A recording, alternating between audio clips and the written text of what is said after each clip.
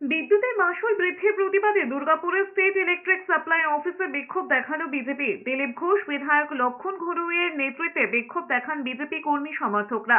তাদের দাবি 3 মাস অন্তর নয়, ইলেকট্রিক বিল দিতে হবে প্রতি মাসে, পাশাপাশি মাশুল কমাতে বিদ্যুতের। এরপরে হুঁশ না ফিরলে আগামী দিনে বড় আন্দোলনের হুঁশিয়ারি দিয়েছে বিজেপি নেতৃত্ব।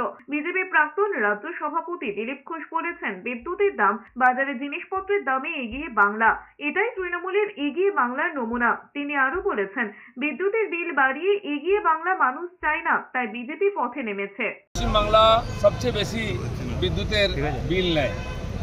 আমরা মমতা ব্যানার্জি বা তার পার্টির স্লোগান শুনেছি, এগিয়ে বাংলা, এগিয়ে বাংলা।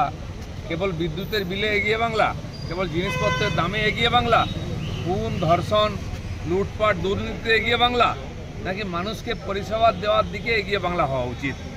এই ব্যাপারে বিদ্যুৎ বিল বাড়িয়ে এগিয়ে বাংলা আমরা চাই না।